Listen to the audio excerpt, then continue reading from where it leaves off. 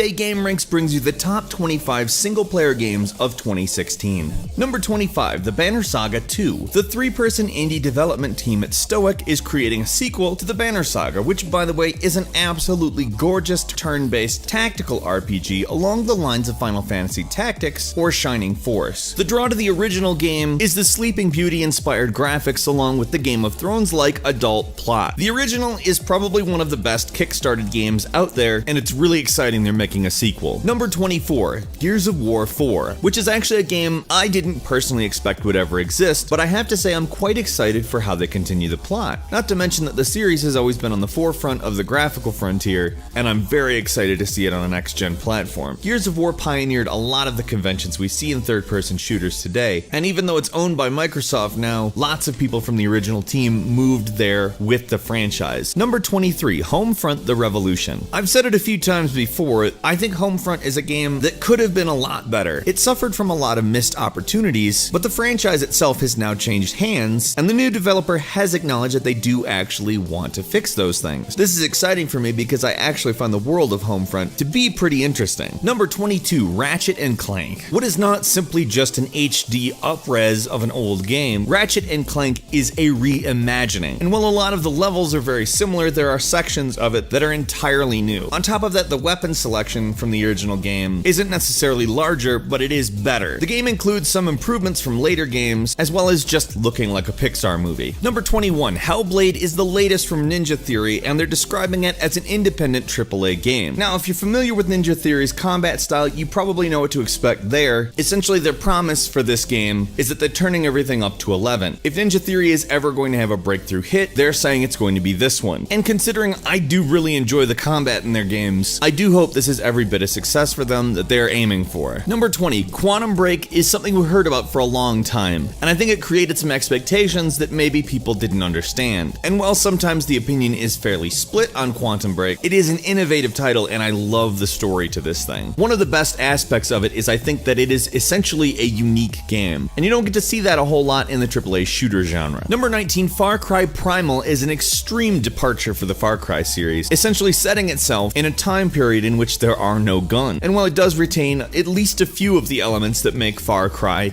well, Far Cry, I almost think that this is a more interesting version of the game. Having Far Cry exist in a time period that is so out there compared to what we expect very much heightens the stakes and makes the game more fun. Number 18, Hitman. The episodic reboot of the Hitman series, Hitman does a great job with what you expect Hitman to be. This game feels like what the old Hitman games wanted to be. As somebody who's played all of the Hitman games and was a little disappointed with Absolution, which is still a good game, but just it didn't do everything Hitman needed to do. I enjoyed the first episode and am really looking forward to the next ones. Number 17, Mafia 3. After many years without a Mafia game, we're finally getting an update to a series that I think was never really given a fair shake. When it originally came out, people dismissed it as a Grand Theft Auto ripoff, and it really isn't. It's a much more in-depth, mechanics-oriented game that relied on elements like stealth and management of your gang to elevate the experience above that of simply a clone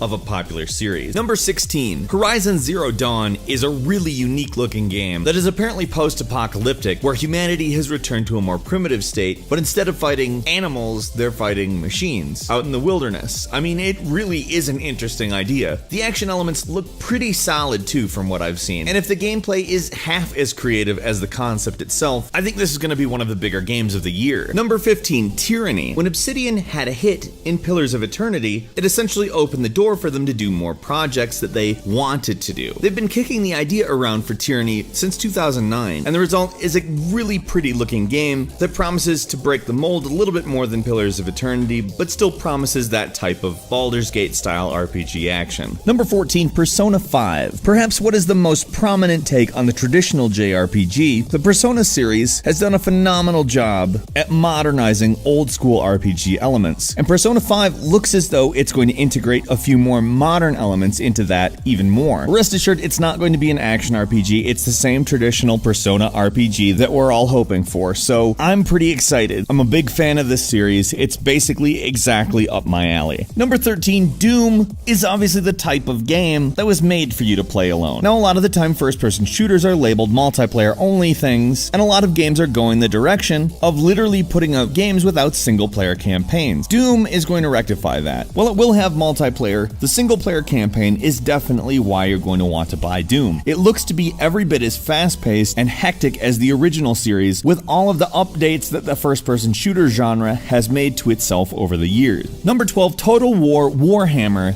is essentially all of the elements of the Total War series with the Warhammer classes. Setting a Total War game in a non-historical setting is something that has excited a lot of people on account Total War is a phenomenal RTS. The gameplay of the Total War series is probably some of the best RTS gameplay out there currently, and combining it with the Warhammer universe, in my opinion, could only create good results. Hopefully this breaks down the doors for more fantasy Total War games. Number 11, Stellaris is a 4X grand strategy game coming out, which if you're unfamiliar with the genre,